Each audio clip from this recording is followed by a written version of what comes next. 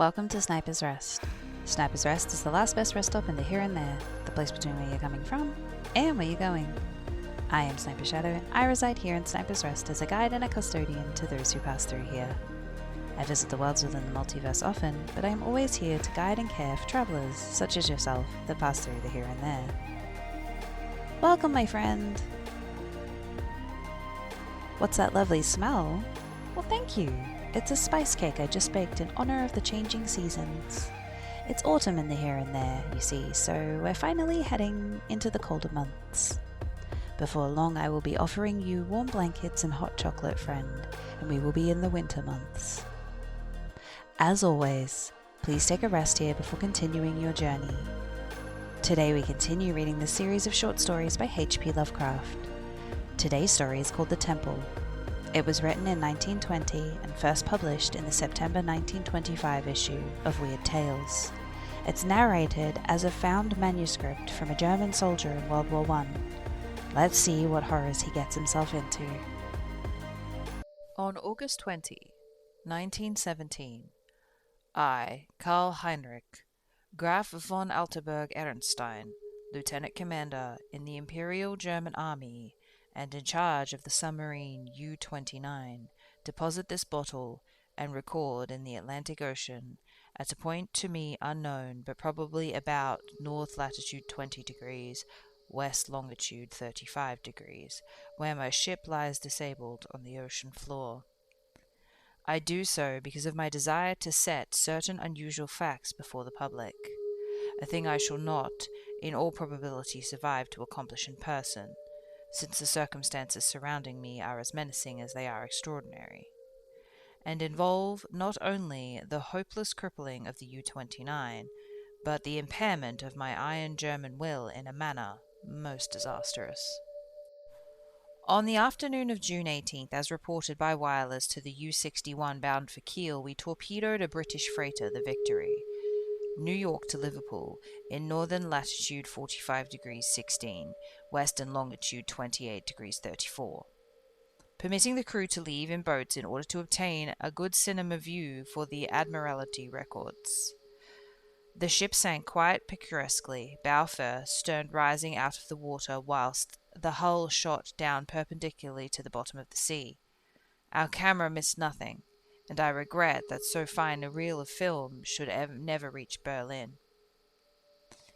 After that, we sank the lifeboats with our guns and submerged. When we rose to the surface, about sunset, a seaman's body was found on the deck, hands gripping the railing in a curious fashion. The poor fellow was young, rather dark, and very handsome, probably an Italian or Greek, and undoubtedly of the Victory's crew. He had evidently sought refuge on the very ship that had been forced to destroy his own. One more victim of the unjust war of aggression which England pig-dogs are waging upon the fatherland. Our men searched him for souvenirs and found in his coat pocket a very odd bit of ivory carved to represent a youth's head crowned with laurel. My fellow officer, Lieutenant Clens, believed that the thing was of great age and artistic value, so took it from the man himself. How it had ever come into the possession of a common sailor, neither he nor I could imagine. As the dead man was thrown overboard, there occurred two incidents which created much disturbance amongst the crew. The fellow's eyes had been closed, but in the dragging of his body to the rail they were jarred open, and many seemed to entertain the queer delusion that they gazed steadily and mockingly at Schmidt and Zimmer, who were bent over the corpse. The boatswain Mulder, an elderly man who had have known better not to have been superstitious, became so excited by this impression that he watched the body in the water and swore that after it sank a little, it drew its limbs into a swimming position and sped away to the south under the waves. Kleins and I did not like these displays of ignorance and severely reprimanded the man, particularly Muller. The next day, a very troublesome situation was created by the indisposition of some of the crew. They were evidently suffering from the nervous strain of our long voyage and had had bad dreams. Several seemed quite dazed and stupid, and after satisfying myself that they were not feigning their weakness, I excused them from their duties. The sea was rather rough, so we descended to a depth where the waves were less troublesome.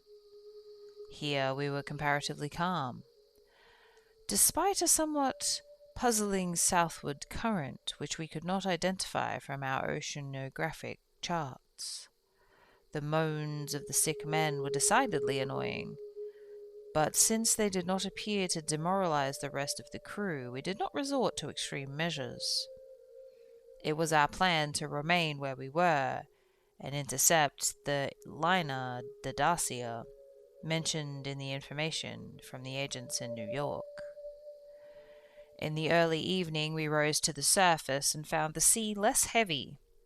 The smoke of a battleship was on the northern horizon, but our distance and ability to submerge made us safe. What worried us more was the talk of Boatswain Muller, which grew wilder as the night came on. He was detestably in a childish state, and babbled some illusion of dead bodies drifting past the undersea portholes, bodies which looked at him intensely, and which he recognized in spite of the bloating, having seen dying during some of our victorious German exploits. And he said that the young man we had found and tossed overboard was their leader. This was very gruesome and abnormal, so we confined Miller in irons and had him soundly whipped. The men were not pleased at his punishment, but discipline was necessary. We also denied the request of a delegation headed by Seaman Zimmer that the curious carved ivory be cast into the sea. On June 20, Seaman Baum and Schmidt, who had been ill the day before, became violently insane. I regretted that no physician was included in our complement of officers, since German lives are precious. But the constant raving of the two concerning a terrible curse was most submersive of discipline, so drastic steps were taken. The crew accepted the event in a sullen fashion, but it seemed to quiet Muller, who thereafter gave us no trouble. In the evening we released him, and he went about his duties silently. In the week that followed, we were all very nervous, watching for the Dacia. The tension was aggravated by the disappearance of Muller and Zimmer, who undoubtedly committed suicide as a result of fears which had seemed to harass them, though they were not observed in the act of jumping overboard. I was rather glad to be rid of Muller, for even his silence had unfavorably affected the crew. Everyone seemed inclined to be silent now, as though holding a secret fear. Many were ill, but none made a disturbance. Lieutenant Kleins chafed under the strain and was annoyed by the merest trifles, such as the school of dolphins which gathered about the U-29 increasing numbers, and growing in intensity that southward current that was not on our chart. At length became apparent that we had missed the Dacia altogether.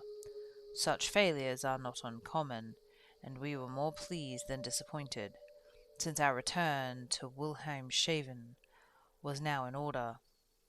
At noon, June 28, we turned northeastward, and despite some rather comical entanglements with the unusual masses of dolphins, we were soon under way. The explosion in the engine room at 2 p.m. was wholly a surprise. No defect in the machinery or carelessness in the men had been noticed, yet without warning the ship was racked from end to end with a colossal shock. Lieutenant Kleins hurried to the engine room, finding the fuel tank and most of the mechanism shattered, and engineers Robert and Schneider instantly killed. Our situation had suddenly become grave indeed, for though the chemical air resonators are intact, and though we could use the devices for raising and submerging the ship and opening the hatches as long as the compressed air and storage batteries might hold out, but we were powerless to propel or guide the submarine. To seek rescue in the lifeboats would be to deliver ourselves to the hands of the enemies, unreasonably embittered against our German nation, and Our wireless had failed ever since the Victory affair put us in touch with the fellow U-boat of the Imperial Navy. From the hour of the accident till July 2, we drifted constantly to the south, almost without planes, and encountering no vessel.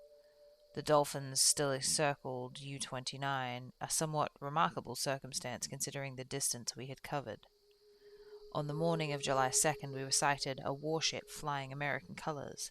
The men became very restless in their desire to surrender. Finally, Lieutenant Kleins had to shoot a seaman named Traub, who urged this un-German act with especially violence.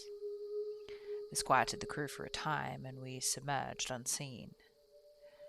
The next afternoon, a dense flock of seabirds appeared from the south, and the ocean began to heave ominously. Closing our hatches, we awaited developments until we realized that we must either submerge or be swamped in the mounting waves. Our air pressure and electricity were diminishing, and we wished to avoid all unnecessary use of our slender mechanical resources. But in this case, there was no choice. We did not descend far, and when after several hours the sea was calmer, we decided to return to the surface. Here, however, a new trouble developed, for the ship failed to respond to our direction in spite of all the mechanics could do.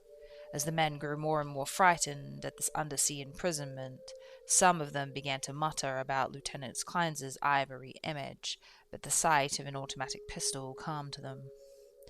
We kept the poor devils as busy as we could, tinkering at the machinery, and even when we knew it was useless. Kleins and I usually slept at different times, and it was during my sleep at about 5 a.m., July 4, that the general mutiny broke loose. The 6 remaining pigs of seamen, suspecting that we were lost, had suddenly burst into a mad fury at our refusal to surrender to the Yankee battleship 2 days before, and were in a delirium of cursing and destruction. They roared like the animals they were, and broke instruments and furniture indiscriminately, screaming about such nonsense as the curse of the ivory image and the dark dead youth that looked at them and swam away. Lieutenant Kleins seemed paralyzed and inefficient, as one might expect a soft, womanish man. I sought all 6 men, for it was necessary, and made sure that none remained alive. We expelled the bodies through the double hatches and were alone in the U-29. Klein seemed very nervous and drank heavily. It was decided that we would remain alive as long as possible, using the large stock of provisions and chemical supply of oxygen, none of which had suffered from the crazy antics of those swine-hound seamen. Our compasses, depth gauge, and other delicate instruments were ruined, so henceforth our only reckoning would be guesswork, based on our watches and the calendar, and our apparent drift as judged by any objects we might spy through the portholes or from the conning tower. Fortunately, we had storage batteries still capable of long use, both for interior lighting and for the searchlight. We often cast a beam around the ship, but saw only dolphins swimming parallel to our drifting course. I was scientifically interested in those dolphins, for though the ordinary Delpharius delphus is a crustacean mammal, unable to subsist without air, I watched one of the swimmers closely for 2 hours, and noticed he did not alter his submerged condition. With the passage of time, Kleins and I decided that we were still drifting south. Meanwhile, sinking deeper and deeper, we noted the marine fauna and flora, and read much on the subject in books I had carried with me for spare moments. I could not help observing, however, the inferior scientific knowledge of my companion. His mind was not Perusian, but given to imaginings and speculations which have no value.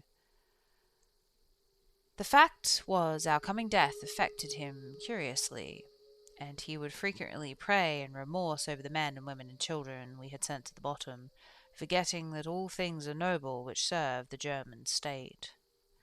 After a time he became noticeably unbalanced, gazing for hours at his ivory image and weaving fanciful stories of lost and forgotten things under the sea. Sometimes, as a psychological experiment, I would lead him on in these wanderings, and listen to his endless poetical quotations and tales of sunken ships.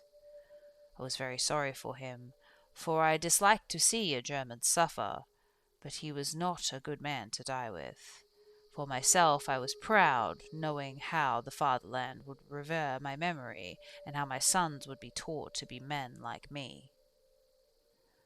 On August 9th, we espied the ocean floor and sent a powerful beam from the searchlight over it. It was vast, undulating plain, mostly covered with seaweed and strewn with the shells of small mollusks. Here and there, slimy objects of puzzling contour were draped within the weeds and encrusted with barnacles, which Kleins declared must be ancient ships lying in their graves. He was puzzled by one thing, a peak of solid matter protruding above the ocean bed nearly 4 feet at its apex, about 2 feet thick, with flat sides and smooth upper surfaces which met a very obtuse angle. I called the peak a bit of outcropping rock, but Kleins thought he saw carvings in it. After a while he began to shudder, and turned away from the scene as if frightened, yet could give no explanation, save that he was overcome with the vastness, darkness, remoteness, antiquity, and mystery of the oceanic abysses. His mind was tired, but I am always a German, and was quick to notice 2 things. That the U-29 was standing the deep-sea pressure splendidly, and that the peculiar dolphins were still about us, even at a depth where the existence of high organisms is considered impossible by most naturalists. That I had previously overestimated our depth, I was sure, but none less we must still be deep enough that these phenomena are remarkable. Our southward speed, as gauged by the ocean floor, was about as I had estimated from the organisms that passed at higher levels. It was at 3:15 p.m., August 12, that poor Kleins went wholly mad. He had been in the conning tower, using the searchlight, when I saw him bound into the library compartment, where I sat reading. His face at once betrayed him. I will repeat here what he said, underlining the words he emphasized. "He is calling. He is calling. I hear him. We must go." As he spoke, he took his ivory image from the table, pocketed it, and seized my arm in an effort to drag me up the companionway to the deck. In a moment, I understood that he meant to open the hatch and plunge with me into the water outside. A vagary of suicidal and homicidal mania for which I was scarcely prepared. As I hung back and attempted to soothe him, he grew more violent, saying, "Come now! Do not wait until later! It is better to repent and be forgiven than to defy and be condemned." Then I tried the opposite of the soothing plan, and told him he was mad, pitifully demented, but he was unmoved, and cried, "If I am mad, it is mercy. May the gods pity the man who in his callousness can retain his sane to the hideous end. Come and be mad whilst he still calls with mercy." This outburst seemed to relieve a pressure in his brain, for he finished. He grew much milder, asking me to let him depart alone if I would not accompany him. My course at once became clear. He was a German, but only a commoner, and he was now a potentially dangerous madman. By complying with his suicidal request, I could immediately free myself from one who was no longer a companion, but a menace. I asked him to give me the ivory image before he went, but this request brought him such uncanny laughter that I did not repeat it. Then I asked him if he wished to leave any keepsake or lock of hair for his family in Germany in case I should be rescued, but again he gave me that strange laugh. So as he climbed the ladder, I went to the levers, and allowing proper time intervals operated the machinery that sent him to his death. After I saw that he was no longer in the boat, I threw the searchlight around the water in an effort to obtain a last glimpse of him, since I wished to ascertain whether the water pressure would flatten him, as it theoretically should, or whether his body would be unaffected, like those extraordinary dolphins. I did not, however, succeed in finding my late companion, for the dolphins were massed thickly and obscuring about the conning tower. That evening I regretted that I had not taken the ivory image surreptitiously from poor Klein's pocket as he left, for the memory of it fascinated me. I could not forget the youthful, beautiful head with its leafy crown, though I am not by nature an artist. I was also sorry that I had no one whom to converse. Klein's, though not my mental equal, was much better than no one. I did not sleep well that night, and wondered exactly when the end would come. Surely I had a little enough chance of rescue. The next day, I ascended to the conning tower and commenced the customary searchlight explorations. Northward, the view was much the same as it had been the 4 days since we'd sighted the bottom, but I perceived that the drifting of the U-29 was less rapid. As I swung the beam around to the south, I noticed the ocean floor ahead fell away with marked declivity, and bore curious regular blocks of stone in certain places, disposed as if in accordance with definite patterns. The boat did not at once descend to match the greater ocean depths, so I was soon forced to adjust the searchlight to cast a sharply downward beam. Owing to the abruptness of change, the wire was disconnected, which necessitated the delay of many, many minutes for repairs. But at the length the light streamed on once again, flooding the marine valley below me. I am not given to any kind of emotion, but my amazement was very great when I saw what lay revealed in the electrical glow. And yet, as one reared in the best of culture of Prussia, I should have not been amazed. For geology and tradition alike tell us of great transpositions in oceanic and continental areas. What I saw was an extended and elaborate array of ruined edifices, all of magnificent, though unclassified, architecture, in the various stages of preservation. Most appeared to be made of marble, gleaming whitely in the rays of the searchlight, and the general plan was of a large city at the bottom of a narrowing valley, with numerous isolated temples and villas on steep slopes above. Roofs were fallen and columns were broken, but there still remained an air of immorality, ancient splendor which nothing could edifice. Confronted with the last of the Atlantis I had formerly deemed largely a myth, I was most eager of explorers. At the bottom of the valley a river had once flowed, for I examined the scene more closely. I beheld the remains of stone and marble bridges and sea walls. The terraces and embankments, once verdant and beautiful. In my enthusiasm I became nearly as idiotic and sentimental as poor Klein's, and was very tardy in noticing that the southward current had ceased at last, allowing the U-29 to settle slowly down upon the sunken city as an aeroplane settles down upon a town of the upper earth. I was slow, too, in realizing that the school of unusual dolphins had vanished.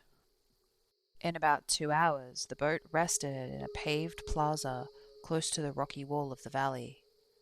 On one side, I could view the entire city as it sloped from the plaza down to the old riverbank. On the other side, in startling proximity, I was confronted by the richly ornate and perfectly preserved facade of the great building, evidently a temple, hollowed out from solid rock. Of the original workmanship of this titanic thing I can only make conjectures. The facade of immense magnitude apparently covers a continuous hollow recess, for its windows are many and widely distributed. In the center yawns a great open door, reached by an impressive flight of steps and surrounded by exquisite carvings like the figures of Bacchanals in relief.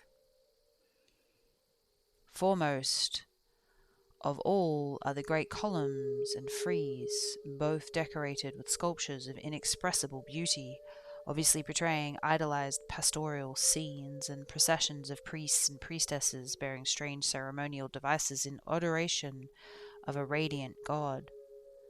The art of this most phenomenal perfection, largely Hellenic in idea, yet strangely individual. It imparts an impression of terrible antiquity, as though it were the remotest rather than the immediate ancestor of Greek art. Nor can I doubt that every detail of this massive product was fashioned from the virgin hillside rock of our planet. It is palpably a part of the valley wall, though how the vast interior was ever excavated I cannot imagine. Perhaps a cavern or a series of caverns furnished the nucleus. Neither age nor submersion had corroded the pristine grandeur of this awful fane, for fane indeed it must be, and today, after thousands of years, it rests untarnished and inviolate in the endless night and silence of the ocean chasm. I cannot reckon the number of hours I spent gazing at the sunken city with its buildings, arches, statues, and bridges, and the colossal temple with its beauty and mystery. Though I knew that death was near, my curiosity was consuming, and I threw the searchlight's beam about in eager quest. The shaft of life permitted me to learn many details, but refused to shew anything within the gaping door of the rock-hewn temple. And after a time I turned off the current, conscious of the need of conserving power. The rays were now perceptibly dimmer than they had been during the weeks of drifting, and as if sharpened by coming deprivation of light, my desire to explore the watery secrets grew. I, a German, should be the first to tread those aeon-forgotten ways. I produced and examined a deep-sea diving suit of joined metal and experimented with the portable light and air regenerator. Though I should have trouble in managing the double hatches alone, I believed I could overcome all obstacles with my scientific skill and actually walk about the dead city in person. On June 16, I effected the exit from U-29. I laboriously made my way through the ruined and mud-choked streets to the ancient river. I found no skeletons or other human remains, but gleaned that a wealth of archaeological lore from sculptures and coins. Of this I cannot speak, save to utter my awe at the culture in the full noon of glory, when cave-dwellers roamed Europe and the Nile flowed unwatched to the sea. Others, guided by this manuscript, if it shall ever be found, must unfold the mysteries at which I can only hint. I returned to the boat as my electric batteries grew feeble, resolved to explore the rock temple on the following day. On the 17th, as my impulse to search out the mystery of the temple waxed still more insistent, a great disappointment befell me, for I found the materials needed to replenish the portable light had perished in the mutiny of those pigs in July. My rage was unbounded, yet my German sense forbade me to venture unprepared into an utterly black interior, which might prove the lair of some indescribable marine monster, or a labyrinth of passageways from whose winding I could never extricate myself. All I could do was turn on the waning searchlight of the U-29, and with its aid walk up to the temple steps and study the exterior carvings. The shaft of life entered the door at an upward angle, and I peered in to see if I could glimpse anything, but all in vain. Not even the roof was visible, and though I took a step or two inside after testing the floor with a staff, I dared not go farther. Moreover, for the first time in my life, I experienced the emotion of dread. I began to realize how some of poor Klein's moods had arisen. For as the temple drew me more and more, I feared the abysses with blind and mounting terror. Returning to the submarine, I turned off the lights and sat thinking in the dark. Electricity must now be saved for emergencies. Saturday the 18th I spent in total darkness, tormented by thoughts and memories that threatened to overcome my German will. Clients had gone mad and perished before reaching this sinister remnant of past unwholesomely remote, and had advised me to go with him. Was indeed fate preserving my reason only to draw me irresistibly to an end more horrible and unthinkable than any man had dreamed of? Clearly my nerves were sorely taxed, and I must cast off these impressions of weaker men. I could not sleep Saturday night and turned on the lights regardless of the future. It was annoying that the electricity should not last out the air and provisions. I revived my thoughts of euthanasia and examined my automatic pistol. Towards morning I must have dropped asleep with the lights on, for I awoke in darkness yesterday afternoon to find the batteries dead. I struck several matches in succession, desperately regretting the improvidence which had caused us long to use up the few candles that we carried. After the fading of the last match I dared to waste, I sat very quietly without light, as considered the inevitable end in my mind, ran over preceding events, and developed a hitherto dormant expression which would have caused a weaker and more superstitious man to shudder. The head of the radiant god in the sculptures on the rock temple is the same as the carven bit of ivory which the dead sailor brought from the seas, and which poor Kleins carried back into the sea. I was a little dazed by this coincidence, but did not become terrified. It is only the inferior thinker who hastens to explain the singular and complex by the primitive short cut of supernaturalism. The coincidence was strange, but I was too sound a reasoner to connect circumstances which admit of no logical connection, or to associate in any uncanny fashion the disastrous events which had led from the Victory affair to my present plight. Feeling the need of more rest, I took a sedative and secured some more sleep. My nervous condition was reflected in my dreams, for I seemed to hear the cries of drowning persons, and to see dead faces pressing against the portholes of the boat, and amongst the dead faces was the living, mocking face of the youth with the ivory image. I must be careful how I record my awaking today, for I am unstrung, and much hallucination is necessarily mixed with fact. Psychologically, my case is most interesting, and I regret that it cannot be observed scientifically by a competent German authority. Upon opening my eyes, my first sensation was an overmastering desire to visit the rock temple, a desire which grew every instant, yet which I automatically sought to resist through some emotion of fear which operated in the reserved direction. Next there came to me the impression of light amidst the darkness of dead batteries, and I seemed to see a sort of phosphorescent glow in the water through the porthole which had opened towards the temple. This aroused my curiosity, for I knew that no deep organism is capable of emitting such luminosity, but before I could investigate there came a third impression, which, because of its irrationality, caused me to doubt the objectivity of anything my senses might record. It was an aural delusion, a sensation of rhythmic, melodic sound, of some wild yet beautiful chant or choral hymn, coming from the outside through the absolutely soundproof hull of U-29. Convinced of my psychological and nervous abnormality, I lighted some matches and poured a stiff dose of sodium bromide solution, which seemed to calm me to the extent of dispelling the illusion of sound. But the phosphorescence remained, and I had difficulty in repressing the childish impulse to go to the porthole and seek its source. It was horribly realistic, and I could soon distinguish by its aid the familiar objects around me, as well as the empty and sodium bromide glass, of which I had no former visual impression in its present location.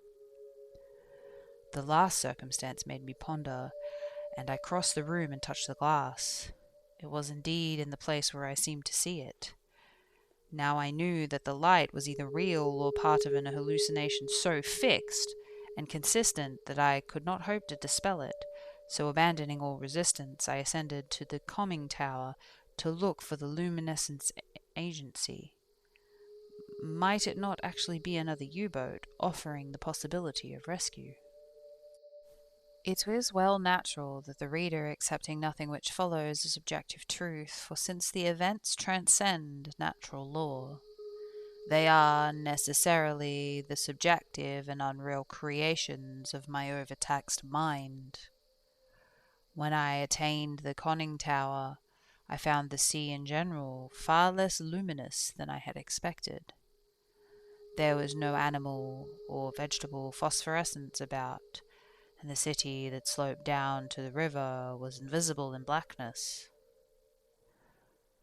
What I did see was not spectacular, not grotesque or terrifying, yet it removed my last vestige of trust in my conscience. For the door and windows of the undersea temple, hewn from rocky hill, were vividly aglow with a flickering radiance, as from a mighty altar flame within. Later incidents are chaotic. As I started at the uncannily lighted door and windows, I became subject to the most extravagant visions so extravagant I cannot even relate them. I fancied that I discerned objects in the temple, objects both stationary and moving, and seemed to hear again that unreal chant that had floated to me when I first awaked.